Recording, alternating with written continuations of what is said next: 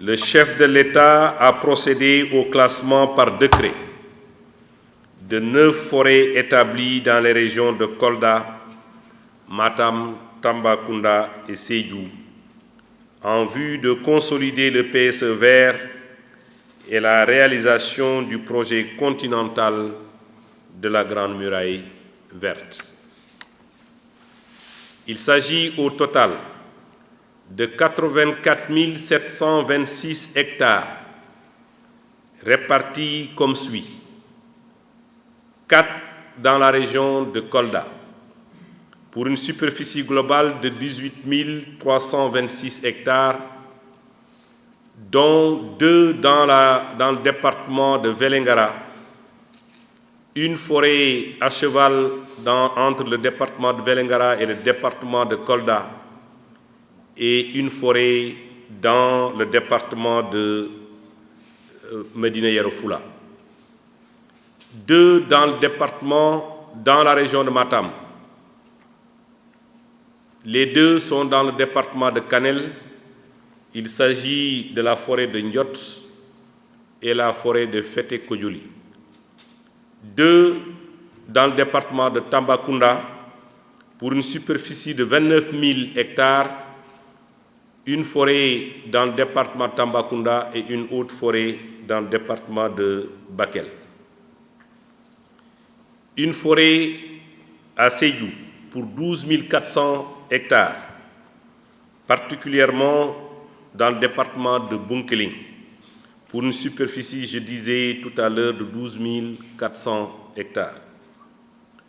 L'objectif poursuivi est la conservation de la biodiversité et les moyens d'existence durable des populations.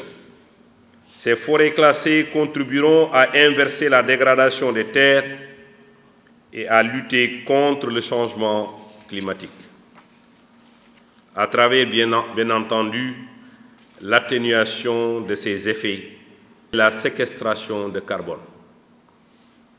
Mesdames, Messieurs, une entreprise de cette envergure est une première au Sénégal depuis 52 ans.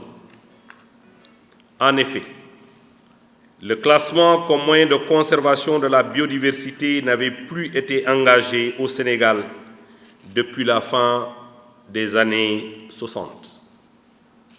Pour rappel, le Sénégal, avant cette opération de classement d'envergure, disposait de 168 forêts classées.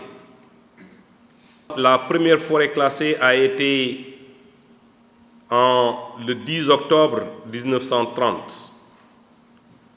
Et sur les 168 forêts classées, seules 5 ont été classées après les indépendances.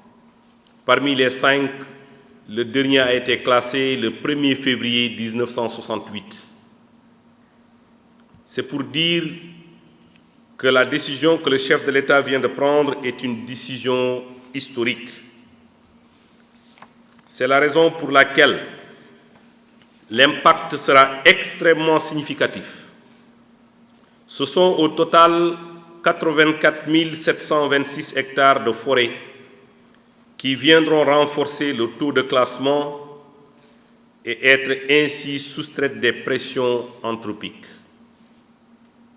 Mesdames, Messieurs, c'est la raison pour laquelle, au regard de l'importance de la protection de l'environnement, dans notre quête d'un développement durable, Son Excellence M. Macky Sall, Président de la République, s'est engagé depuis 2012 pour un Sénégal vert.